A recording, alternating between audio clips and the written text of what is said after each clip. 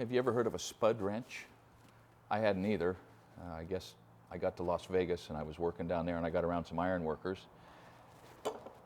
Actually, that's exactly what it was. I was pouring the spread footings for an engineered steel structure, and when the iron workers showed up and started standing the columns and swinging the beams in, I saw what a Spud Wrench was. Now this is a great wrench. Klein, Spud Wrench, 1 7/16". That's a serious wrench, right?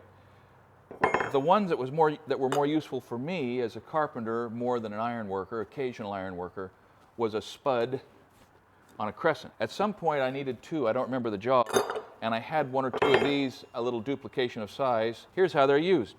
Imagine that this is the end of an I-beam, and there are holes drilled in the web, not in the flange, and it's coming in on a crane, and these are matching holes in a flange that is welded to a big column.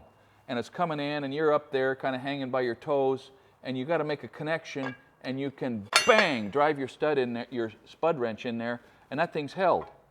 And then you can move it around a little bit in order to orient, line up the other holes perfectly, run a bolt in there, tighten it up. But you see that? It'll capture some holes. It'll line up bolt holes when you're doing mechanic work. And then on the other end, you can get a hold of a nut on the other side. If you need to make one and you don't have a Spud Wrench that you want to sacrifice, but you've got a marlin spike that you want to sacrifice, now you probably don't want to do that. I mean, these things are cool in and of themselves, right?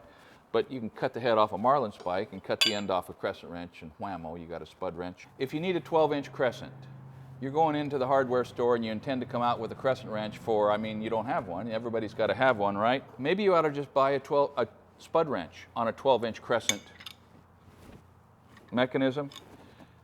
Unless you are really hung up on having something that'll hang from a nail, there are not a lot of other uses for the end of a regular Crescent wrench. I mean, okay, you can break off a snap tie, we'll talk about that, but you'll probably pay twice as much for this as you'll pay for this, but there'll be times when it will be way more than twice as useful. As with everything else, there will be all sorts of uses for a Spud Wrench that you would never think of, and that right now I'm not thinking of, but when the moment comes up and desperation becomes the mother of invention, grab a Spud Wrench.